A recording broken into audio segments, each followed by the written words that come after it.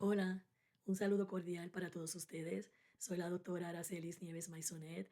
Bienvenido a otro video más de nuestro canal Enseñando Español como Lengua de Herencia.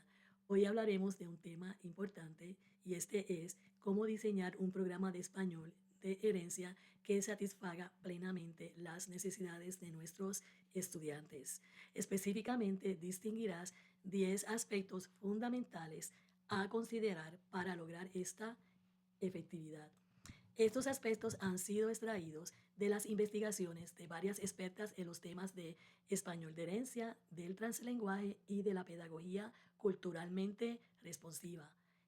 Y, sobre todo, han sido extraídos del bagaje cultural y de conocimientos que he adquirido a través de mis más de 15 años de experiencia como maestra de español de herencia.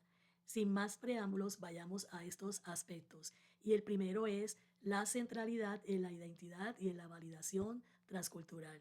Como ya hemos mencionado anteriormente, el estudiante de herencia siente que ha perdido su suelo emocional y cultural.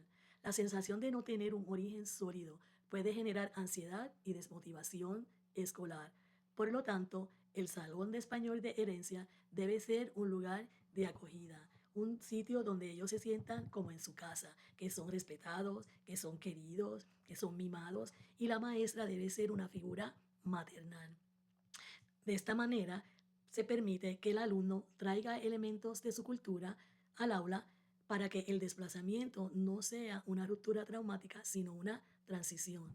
También sabemos que el estudiante de herencia no se siente totalmente parte de su cultura ni de la cultura receptora, porque se siente extraño o rechazado. Siente que vive entre dos mundos, por lo tanto, un buen programa debe ayudarles a entender que ser de aquí y de allá no es una deficiencia, sino una riqueza. Se pasa de una identidad impuesta por otros a una identidad autodefinida. Por ejemplo, ¿cómo podemos aplicar este aspecto o esta característica? Bueno, pues en mi currículo yo he diseñado una unidad temática y es la primera en donde los estudiantes hacen una pequeña investigación sobre un tema cultural que a ellos les interese, eh, crean una presentación, mayormente en PowerPoint, pero puede ser de la manera que ellos quieran, y también escriben un ensayo expositivo.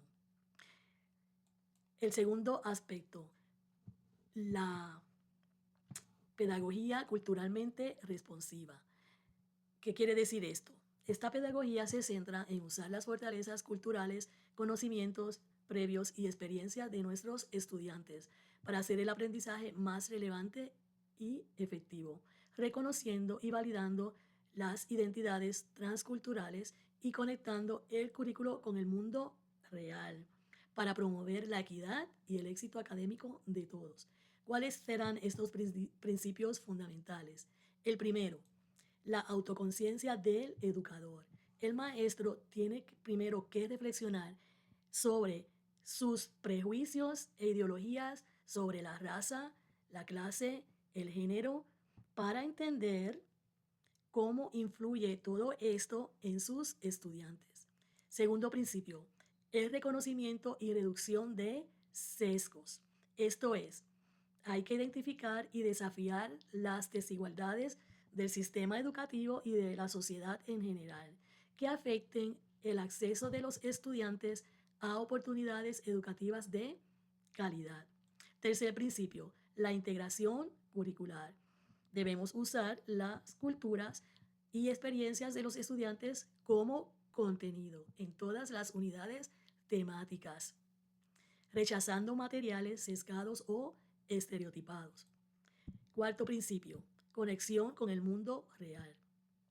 Debemos traer problemas y temas del mundo real al aula, permitiendo a los estudiantes proponer soluciones y conectar el aprendizaje con el contexto.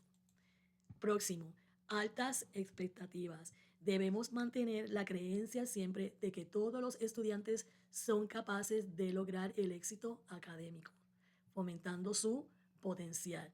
El otro, fomento de respeto y de la inclusión.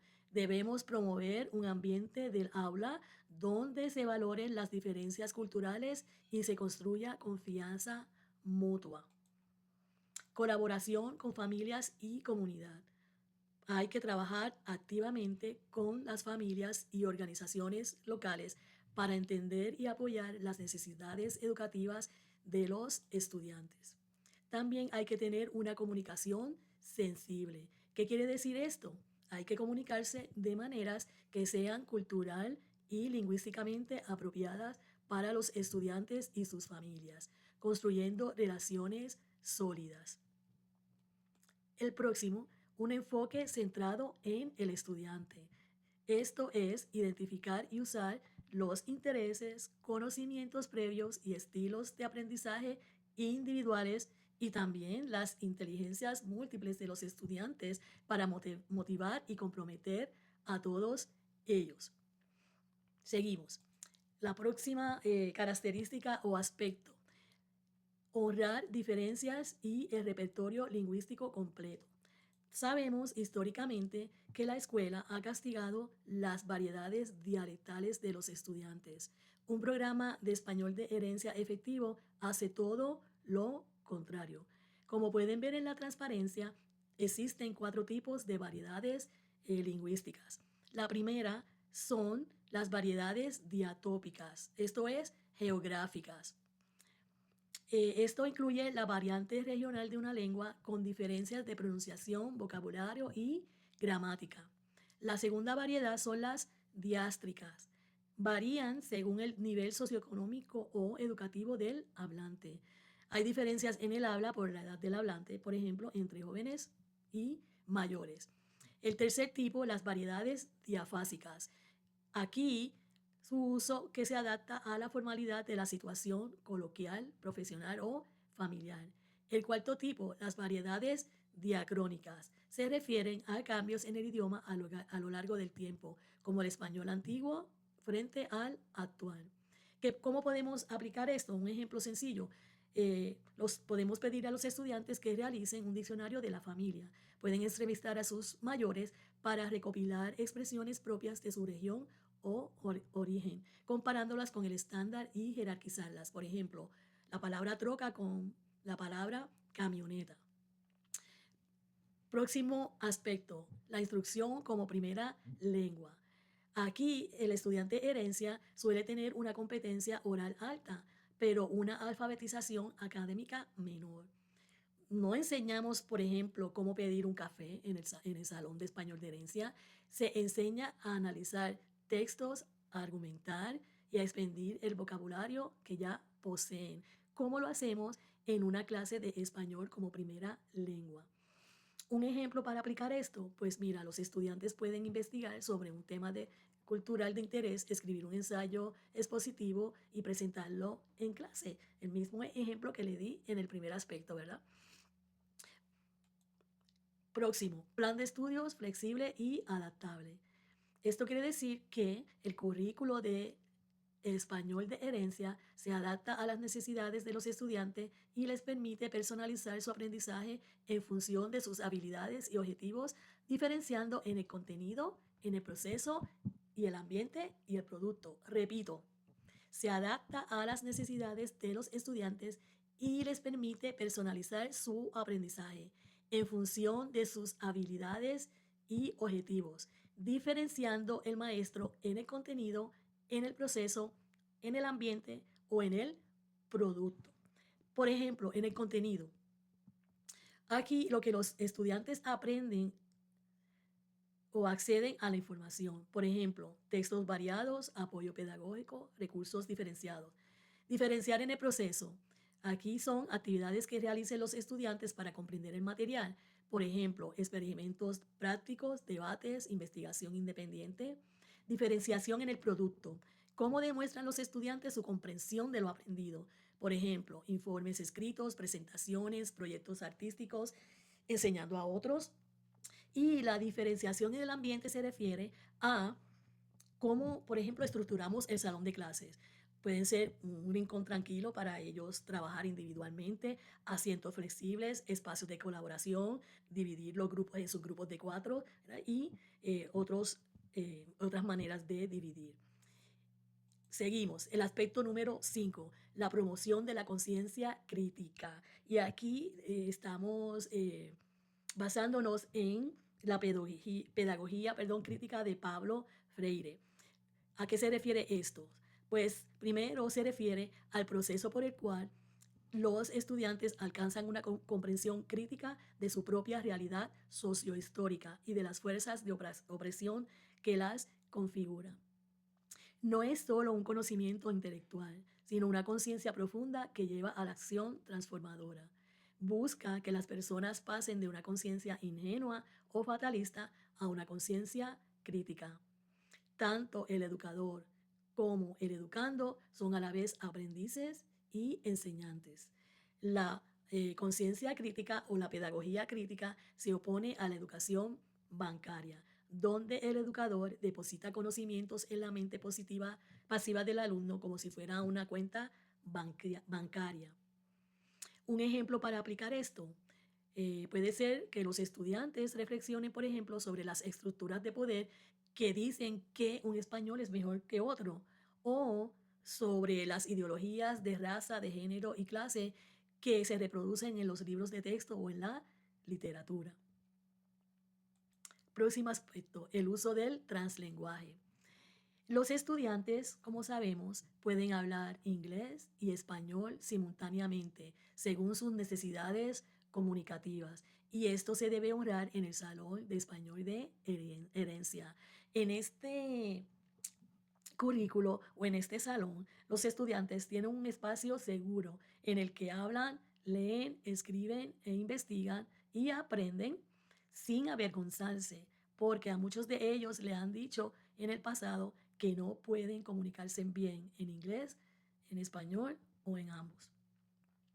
La doctora García, Ofelia García, señala que mientras que la noción de code switching supone que las dos lenguas de los bilingües son dos sistemas monolingües separados que podrían usarse sin referencia entre sí, el translenguaje supone que los bilingües tienen un repertorio lingüístico integral del cual seleccionan estratégicamente características para comunicarse efectivamente. Así es que, al investigar un tema para sus proyectos, por ejemplo, los estudiantes pueden buscar información, leerla y escribir sus borradores en cualquiera de sus idiomas o en ambos. Sin embargo, el producto final deberá estar en español. Así era como lo hacíamos en mi clase de español de herencia. Y déjeme decirle, esta práctica es muy fácil y normal para ellos, ya que muchos de ellos son intermediarios lingüísticos. ¿Qué quiere decir esto? Ellos están acostumbrados a traducir, a interpretar en nombre de sus familiares, hermanos o compañeros adultos que no hablan inglés.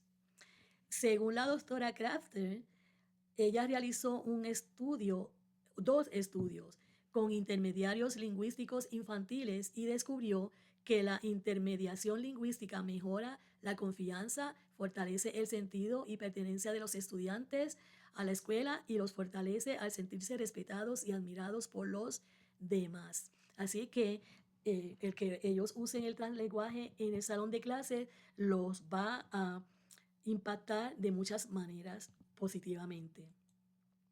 Otro aspecto, la escritura de géneros literarios.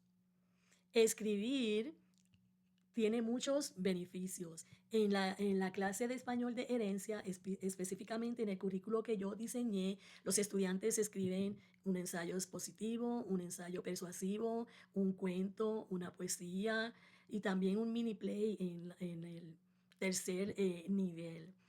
Y son muchos, como ya mencioné, los beneficios de escribir, especialmente los cuentos. Vamos a mencionar algunos de ellos. El primer beneficio o los primeros beneficios son cognitivos y de lenguaje. Estimula la creatividad e imaginación. Fortalece la memoria y la concentración. Esto requiere recordar detalles y mantener el foco. Enriquece el vocabulario.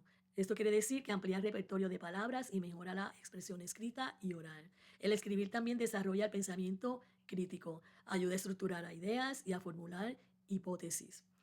Beneficios emocionales y sociales. El escribir facilita la expresión emocional. Permite poner nombre y explorar sentimientos complejos, especialmente en los cuentos, ¿verdad? Fomenta la empatía. Ayuda a ponerse en el lugar de los personajes y a entender otras perspectivas. Organiza las experiencias. Permite dar sentido a lo vivido y reflexionar sobre las propias vivencias. También el escribir reduce el estrés, sirve como una válvula de escape para desenredar la mente. Otros beneficios para el desarrollo personal. El escribir mejora la comunicación, sirve como vehículo para transmitir conocimientos y valores. También define nuestro estilo de escritura. ¿Por qué? Porque permite experimentar con diferentes voces narrativas y estilos. Esto específicamente también cuando se escriben cuentos. Y por último, construye el autoconocimiento. Y esto yo creo que es una de las características más importantes. Ayuda a conocerse mejor a sí mismos a través de la creación de historias y de personajes. Más adelante les voy a contar mis experiencias y algunas anécdotas sobre este eh, aspecto y específicamente la escritura de cuentos. Seguimos. El aspecto número 7, un currículo transdisciplinario. ¿Y qué es esto de un currículo transdisciplinario? Esto es un enfoque educativo que trasciende los límites de las asignaturas tradicionales para abordar problemas y conceptos complejos desde múltiples perspectivas, integrando saberes y creando un conocimiento nuevo y más profundo, centrado en la resolución de desafíos del mundo real y el desarrollo de habilidades holísticas como el pensamiento crítico y la colaboración. Este enfoque es importante porque conecta el conocimiento con experiencias significativas para el estudiante, rompiendo la fragmentación disciplinaria para lograr una comprensión integral de estos temas o problemas. Por ejemplo, ¿cómo aplicar este currículo transdisciplinario? Bueno, un ejemplo de un currículo transdisciplinario o de una unidad temática, para ser más específicos. Eh, en la cuarta unidad temática de nuestro currículo, los estudiantes tienen que hacer una investigación sobre un problema social que a ellos les interese y tienen que tomar una posición a favor o en contra. Escriben un discurso y también hacen una oratoria. Por último, tenemos el aspecto del lenguaje integral. Como sabemos, aprender un idioma es más fácil cuando se aborda de lo general a lo particular, en contextos auténticos y cuando resulta significativo para el estudiante. En un currículo que aplique el lenguaje integral, el idioma se aprende a medida que los estudiantes lo utilizan al leer y escribir, al escuchar y hablar sobre ciencia, matemáticas, temas sociales, política, negocios o cualquier otro tema que les interese. Por lo tanto, se debe animar a los estudiantes a leer a diario cuentos, poemas, libros, ensayos completos y, sobre todo, a escribir sus propias historias, sus propios poemas, sus propios ensayos. La lectura y la escritura, por ende, se consideran una de las muchas maneras de ampliar la comprensión del mundo por parte del estudiante. Y hasta aquí nuestros 10 aspectos sobre cómo diseñar un programa de español que satisfaga las necesidades de nuestros estudiantes. En conclusión, un programa de español de herencia efectivo se distingue por situar la identidad transcultural y la conciencia crítica en el centro del currículo, transformando el aula en un espacio que valida el repertorio lingüístico completo del estudiante, incluyendo el translanguaging y las variedades dialectales en lugar de penalizarlo. Además, a través de un enfoque de instrucción como primera lengua, el programa de español de herencia debe combinar un currículo riguroso basado en la escritura de géneros como una planificación flexible que se adapta a la diversidad de niveles, buscando no solo la competencia académica, sino el empoderamiento del alumno frente a los prejuicios lingüísticos y la reconexión profunda con sus raíces comunitarias. Ok, si usted quiere aprender más sobre este tema, aquí les dejo eh, unos libros, 3 libros fundamentales sobre la enseñanza del español de herencia que a mí me encanta, creo que son primordiales, como ya les mencioné, para saber eh, profundamente sobre este tema. Tenemos el Spanish as a Heritage Language de 2012, tenemos The Routledge Handbook of Spanish as a Heritage Language, compilado por la doctora Kim Podolsky, y tenemos Innovative Strategies for Heritage Language Teaching, compilado por Marta Fairclough y Sarah M. Baudry, del 2016. Bueno, hasta aquí hemos llegado con la discusión de este tema. Espero que haya sido provecho para todos ustedes. Muchas gracias por haber llegado hasta aquí. Y si esta información le ha servido de provecho, como ya les mencioné, si te resuena, por favor no olvides suscribirte a este canal. Si tienes alguna duda o pregunta, por favor también escríbela en los comentarios y te aseguro que las contestaré con mucho gusto. Nos vemos hasta el próximo video.